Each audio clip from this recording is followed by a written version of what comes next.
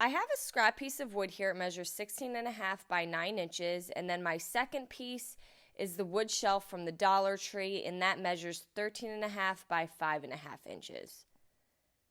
I'm going to trace the smaller piece in the center of the larger piece using a pencil, and then I'm going to be using my all-purpose joint compound.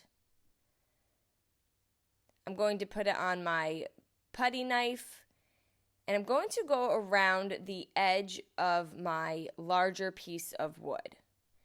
Now, this does not have to be perfect, but I do want to make sure that I'm covering the size of the outer rim that we had traced. And I'm just adding it around. You do want this on the thicker side, but you do not want it too thick. So I just kind of build it up using my putty knife to smooth it out. Once I have a decent amount on, I then go back around it, making sure that it's pretty flat, and now this is not going to be perfect. While that's still wet, I'm going to take a fork. This is just a plastic fork, and I'm going to make some squiggly lines through the joint compound. Now you do want it a little thicker so you're not hitting the bottom of the wood. But if you do, I did in some areas, that's just going to give it more color in the end.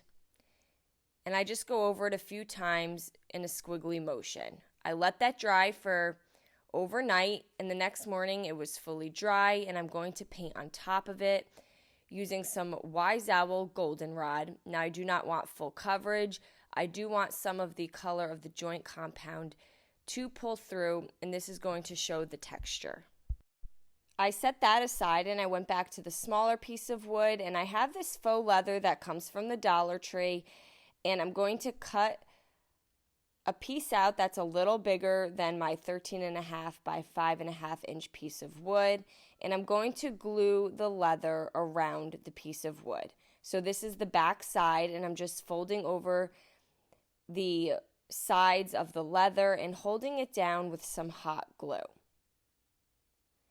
This wood is a little thinner, so a staple would not work as it would go through to the other end. But if you do have a thicker piece of wood, you can also staple it down. And I'm going to make sure I wrap that completely with the leather. Next, I have this stencil. This also came from the Dollar Tree. It says Hello Pumpkin. And I'm going to place the pumpkin in the bottom right side. I'm using some Wise Owl Fireside and a paintbrush, and I'm doing a very light dabbing motion. I'm not worried about complete full coverage, but I just want the shape of the pumpkin. And then I'm going to remove that, and I'm going to repeat the same thing with the hello starting in the top left. And here I'm using Wise Owl Ivory for the words. And again, I am using a paintbrush, and I'm just doing a dabbing motion. You can also use the foam dabbers from the Dollar Tree. Those work well too. And then my last word will be pumpkin.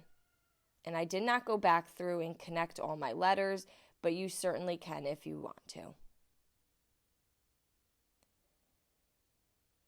Once that dried, I then took some of these thumbtacks. You can get them from the Dollar Tree. They have a little felt end on them.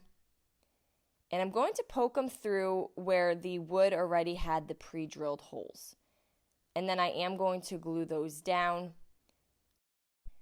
And this is just going to give it some detail. Next, I'm going to go back to my larger piece of wood that we added the texture to, and I'm adding 3 of the wood tumbling tower blocks from the Dollar Tree, and I'm going to then glue our Hello Pumpkin sign on top of that. This just gives it a raised look.